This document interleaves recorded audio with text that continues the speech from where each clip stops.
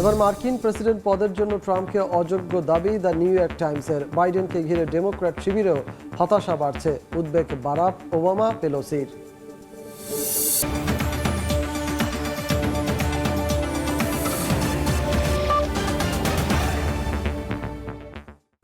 আন্তর্জাতিক সময় সঙ্গে আছি আমি সজল মিত্র রিচার্ড। যুক্তরাষ্ট্রের প্রেসিডেন্ট পদের জন্য ট্রাম্পকে অযোগ্য বলে দাবি প্রভাবশালী মার্কিন সংবাদপত্র দ্য নিউ ইয়র্ক টাইমসের। সম্পাদকীয় পরিষদ বলছে দেশের চেয়ে নিজেকে প্রাধান্য দেয়া ডোনাল্ড ট্রাম্প নেতৃত্ব দেওয়ার যোগ্য নন। এদিকে মার্কিন প্রেসিডেন্ট বাইডেনকে ঘিরে চরম হতাশা, ক্ষোভ ও সংকট বাড়ছে ডেমোক্র্যাট শিবিরে। এবার বাইডেন ইস্যুতে মুখ খুললেন খোদ সাবেক মার্কিন প্রেসিডেন্ট বারাক ওবামা ও স্পিকার ন্যান্সি পেলোসি। প্রতিদ্বন্দ্বী ট্রাম্পকে হারাতে বাইডেনের সক্ষমতা নিয়ে সংশয় প্রকাশ করেন তারা।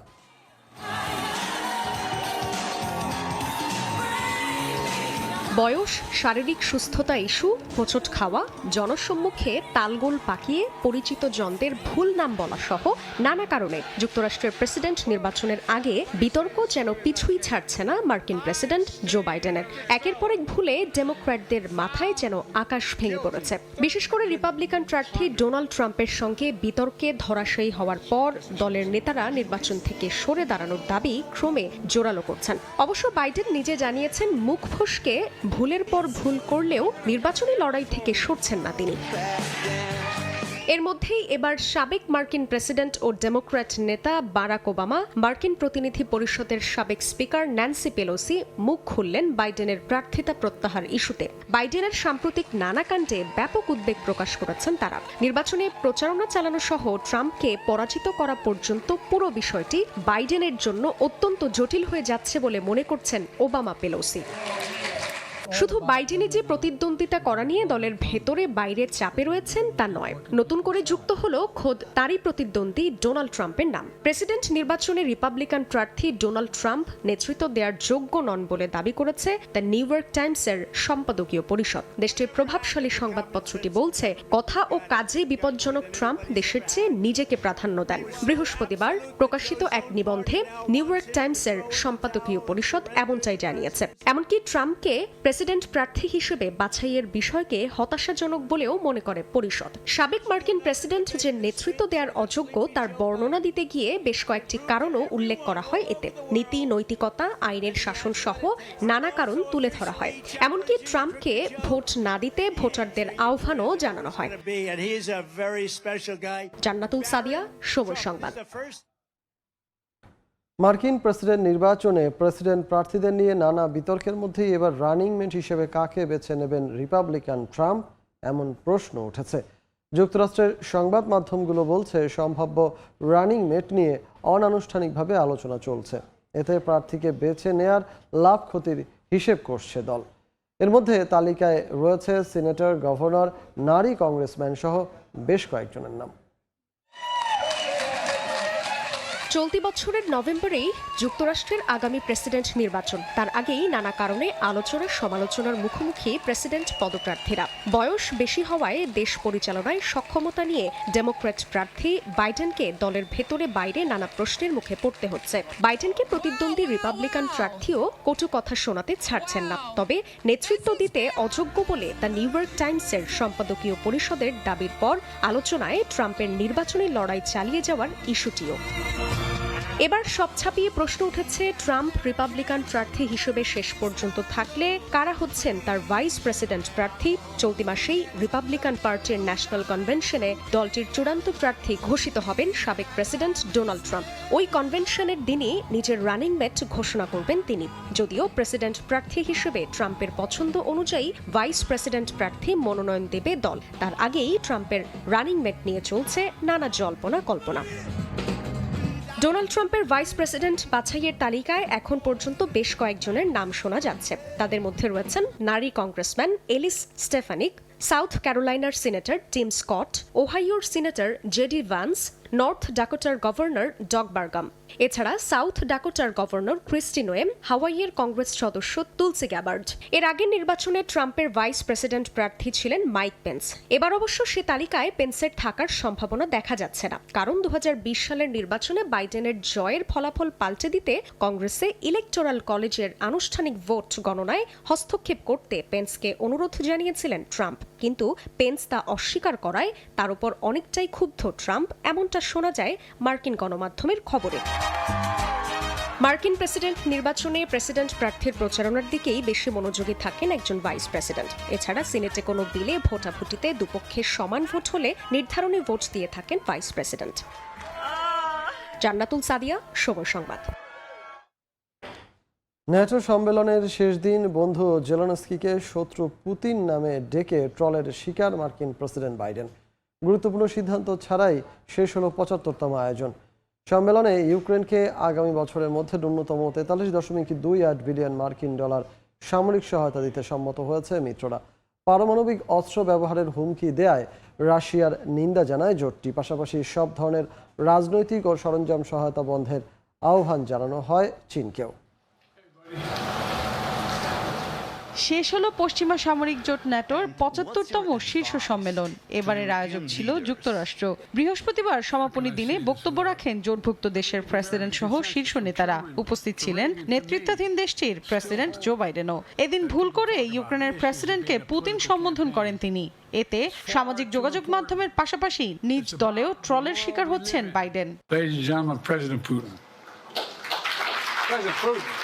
32 দেশের অংশগ্রহণে আয়োজিত এবারের সম্মেলনের মূল দৃষ্টি ছিল ইউক্রেনের ওপর। ন্যাটোর ঘোষণাপত্রে বলা হয়, ইউক্রেনকে আগামী বছরের মধ্যে ন্যূনতম 43.28 বিলিয়ন মার্কিন ডলার সামরিক সহায়তা দিতে সম্মত হয়েছে মিত্ররা। তবে জোটটির বিদায়ী মহাসচিব জেন্স স্টলটেনবার্গ যুদ্ধবিধ্বস্ত দেশটির জন্য দীর্ঘমেয়াদী যে আর্থিক প্রতিশ্রুতি চেয়েছিলেন তা পূরণ হয়নি।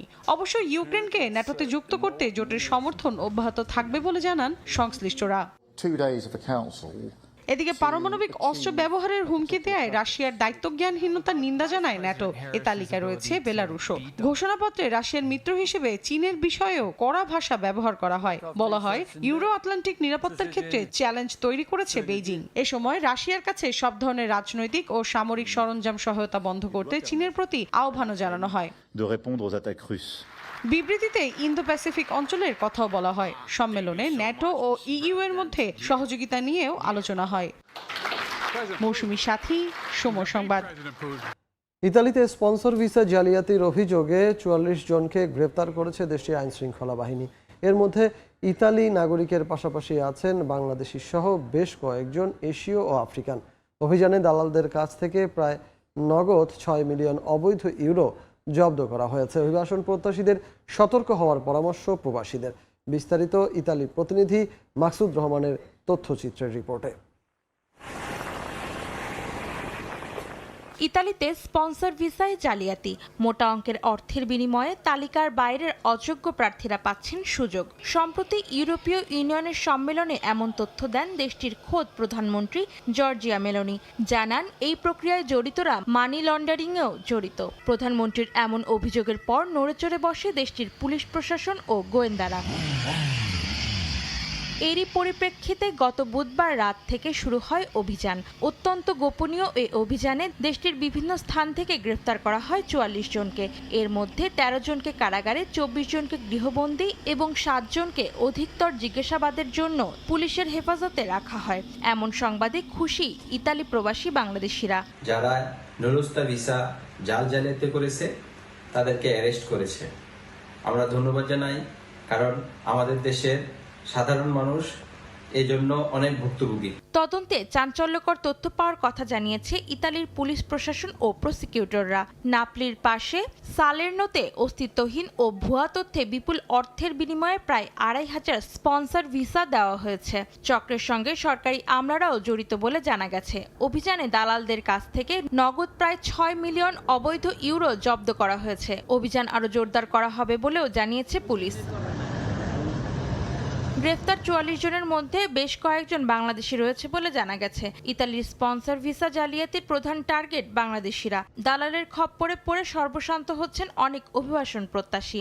তাই অবৈধ লেনদেন ও দালাল চক্রের খপ্পরে না পড়ার পরামর্শ ইতালি প্রবাসী বাংলাদেশি কমিউনিটির। সময় সংবাদ, ইতালি। সুপ্রিম কোর্টের রায়ে এবার জাতীয় ও প্রাদেশিক পরিষদে সংরক্ষিত 20টি আসনে জয় পেল পাকিস্তানের সাবেক প্রধানমন্ত্রী ইমরান খানের দল। শুক্রবার 13 সদস্যের একটি বেঞ্চ এ রায় দেন। রায় নিজেদের পক্ষে না আসায় কিছুটা চাপের মুখে পড়েছে শাহবাজ শরীফের জোট সরকার। এই মামলাটি করেছিল সুন্নি ইত্তেহাদ কাউন্সিল SIC। পাকিস্তানের পার্লামেন্টের নিয়ম অনুযায়ী একক দল না থাকলে তারা সংরক্ষিত আসনের যোগ্য হবে না। তবে পক্ষে রায় না পেলেও প্রধানমন্ত্রী শাহবাজ শরীফের জোট সংসদীয় সংখ্যাগরিষ্ঠতা দিয়ে প্রভাবিত হবে না বলেও জানান দেশটির আইনমন্ত্রী আজম নাজির তারা। প্রবাসীদের আরও সহজে সেবা দিতে হটলাইন চালু করেছে কুয়েতের বাংলাদেশ দূতাবাস। এখন থেকে বিভিন্ন সেবার তথ্য ফোন করেই জানতে পারবেন প্রবাসীরা। দূতাবাসের এমন উদ্যোগকে স্বাগত জানিয়ে বাংলাদেশিরা বলছেন, এতে ভোগান্তি কমার পাশাপাশি দ্রুত সেবা পাওয়া যাবে। কুয়েত থেকে মঈন সুমনের রিপোর্ট। প্রবাসীদের নানাবিধ সেবার পাশাপাশি বিভিন্ন সমস্যার সমাধানে কাজ করে থাকে দূতাবাস। তবে পর্যাপ্ত জনবলের অভাব সহ বিভিন্ন কারণে সেই সেবা পেতে হয়রানির শিকার হন প্রবাসীরা। তবে মান উন্নয়নে ও ভোগান্তি কমাতে প্রথমবারের মতো 24 ঘন্টার হটলাইন সেবা চালু করল কুয়েতের বাংলাদেশ দূতাবাস। এখন থেকে যে কোনো সময় ফোন করে বিভিন্ন সেবার তথ্য জানতে পারবেন প্রবাসীরা। দূতাবাসের এই উদ্যোগকে স্বাগত জানিয়েছেন কুয়েত প্রবাসীরা। তারা বলছেন, এর আগে যে কোনো বিষয়ে তথ্য জানতে দূতাবাসে যাওয়ার প্রয়োজন হলেও এখন সেই ভোগান্তি পোহাতে হবে না। মানুষ মারা গেলে বা পাসপোর্টের বিষয় বা কোনো কাজের করার জন্য গেলে মানে আমাদের যাইতে হইতো, তার এখন তা যাওয়া লাগবে না। হটলাইনের মাধ্যম থেকে আমরা ইনশাল্লাহ সব কিছু জানতে পারবো। উদ্যোগগুলো সঠিকভাবে বাস্তবায়িত হবে, যার মাধ্যমে কুয়েতে যে 2 থেকে 2.5 লক্ষ যে প্রবাসী আছে সকলে যেন উপকৃত হতে পারে। এক বিজ্ঞপ্তিতে দূতাবাসের পক্ষ থেকে বলা হয়, শ্রমিক সংক্রান্ত সমস্যা, বিশেষ করে আকামা, বেতন, মরদেহ দেশে পাঠানো, ক্ষতিপূরণ সহ বাংলাদেশি নাগরিকদের ভিসা সত্যায়নের পাশাপাশি যে কোনো সেবার তথ্য পাওয়া যাবে এর মাধ্যমে। মঈন সুমন, সময় সংবাদ, Kuwait. Malaysia international trade and exhibition সেন্টারে 35তম আন্তর্জাতিক মেশিনারি মেলার শেষ দিন আজ। এবার অংশ নিয়েছে বাংলাদেশ সহ 10টি দেশের অন্তত 780টি প্রতিষ্ঠান। এদিকে প্রথমবার অংশ নিয়ে বেশ সাড়া ফেলেছে বাংলাদেশি মেশিনারি যন্ত্রাংশ। মালয়েশিয়া থেকে মোহাম্মদ আব্দুল কাদেরের রিপোর্ট। মালয়েশিয়ার ইন্টারন্যাশনাল ট্রেড অ্যান্ড এক্সিবিশন সেন্টারে আয়োজিত হয়েছে 35তম আন্তর্জাতিক মেশিনারি মেলা। বৃহস্পতিবার থেকে শুরু হওয়া 3 দিনব্যাপী এই মেলায় অংশ নিয়েছে বাংলাদেশ সহ 10টি দেশের প্রায় 780টি প্রতিষ্ঠান। প্রথমবার অংশ নিয়ে বেশ সাড়া ফেলেছে বাংলাদেশি মেশিনারি যন্ত্রাংশ। মেলায় বাংলাদেশের বিভিন্ন কোম্পানির দেশীয় প্লাস্টিক পণ্য, তৈরি পোশাক, চামড়াজাত পাট ও খাদ্যপণ্য সহ বিভিন্ন পণ্য সামগ্রী প্রদর্শিত হচ্ছে।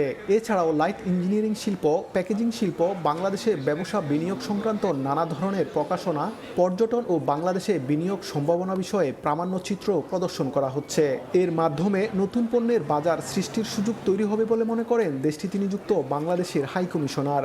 আমরা বাংলাদেশের বিভিন্ন প্রখ্যাত কোম্পানির প্রোডাক্টস আমরা এখানে রেখেছি এবং এগুলো যথেষ্ট আগ্রহের সৃষ্টি করেছে এবং বিদেশি ক্রেতাদের মাঝে যারা ইতিমধ্যে ভ্রমণ করেছেন। এবং আমি লক্ষ্য করছি যে বিদেশে আমাদের এই ধরনের প্রোডাক্টের যথেষ্ট চাহিদা আছে। মেলার শুরুর দিন থেকে বাংলাদেশি স্টলগুলোতে বিদেশি ব্যবসায়ী সহ দর্শনার্থীদের ভিড় ছিল চোখে পড়ার মতো। বাংলাদেশি পণ্য, বিশেষত প্লাস্টিক, লাইট ইঞ্জিনিয়ারিং শিল্প, তৈরি পোশাক ও পাটজাত পণ্য সম্পর্কে বিদেশিদের আগ্রহের কমতি ছিল না। বাংলাদেশ মালয়েশিয়ার দ্বিপাক্ষিক বাণিজ্য প্রায় $4 বিলিয়ন। মালয়েশিয়া বাংলাদেশে বিশ্বের 8ম বৃহত্তম বিনিয়োগকারী দেশ। মোহাম্মদ আব্দুল কাদের, সময় সংবাদ, কুয়ালালামপুর, মালয়েশিয়া। হংকংয়ের নং পিংয়ে চলছে ডোরেমনের প্রদর্শনী। গত কয়েক দশক ধরে নানা বয়সের মানুষের মন জয় করে নিয়েছে এই অ্যানিমেটি। ডোরেমন নামের এক রোবট কিভাবে নোবিতা নোবি নামের একটি ছেলের সবচেয়ে কাছের বন্ধু হয়ে ওঠে তা নিয়েই এর গল্প। জনপ্রিয় এই মাঙ্গা সিরিজের যাত্রা শুরু হয় 1969 সালে। নীল সাদা রঙের রোবট তার পকেট থেকে নানা ধরনের গ্যাজেট বের করে সবার সব সমস্যা চোখের পলকেই সমাধান করে দিচ্ছে। বন্ধু নোবিতাকে বাঁচাচ্ছে এলাকার দুষ্টু বাচ্চাদের অত্যাচার থেকে। এভাবেই ডোরেমন জনপ্রিয় হয়ে উঠেছে দেশ থেকে বিদেশে। জাপানিজ অ্যানিমেটির মূল চরিত্র নোবিতা সাদাসিধে ছেলে, যে বিভিন্ন সময় সমবয়সী বা পাড়ার অন্য ছেলেদের কাছে হাসির বস্তুতে পরিণত হয়। টাইম মেশিনে করে আসা রোবট ডোরেমন তাকে এই ধরনের পরিস্থিতি থেকে বাঁচিয়ে ফেলে। নানা বয়সী মানুষ নোবিতার সঙ্গে কোথাও না কোথাও নিজের মিল খুঁজে পান, যা এই অ্যানিমেটির জনপ্রিয়তার অন্যতম কারণ। জনপ্রিয় এই অ্যানিমেটেড চরিত্রগুলোকে নিয়ে হংকংয়ের নংপিংয়ে চলছে ডোরেমন অ্যান্ড ফ্রেন্ডস প্রদর্শনী। এতে রয়েছে 14 ফুট লম্বা ডোরেমন বেলুন, ডোরেমনের বিভিন্ন চরিত্রের পুতুল এবং দেয়ালে আঁকা কমিক, যা নজর কাড়ছে সবার। ডোরেমনের নির্মাতা ফুজিকো এফ ফুজিওর কন্যা জিৎসুকো কাতসুমাতা প্রদর্শনীটির উদ্বোধন করেন। তিনি ফুজিকো প্রো কোম্পানির বর্তমান কর্ণধার। আমি আজ হংকংয়ের সব জায়গায় ডোরেমনকে দেখে খুবই আনন্দিত। আমি আমার বাবাকে বলতে চাই যে শিশুদের স্বপ্ন এবং আশার কোনো সীমা নেই এবং হংকংয়ের সবাই ডোরেমনকে খুব ভালোবাসে। হংকংয়ের ভিক্টোরিয়া হারবারে ডোরেমনের ড্রোন শো হবে আগামী 20 জুলাই। সাদিয়া তাসনিম, সময় সংবাদ।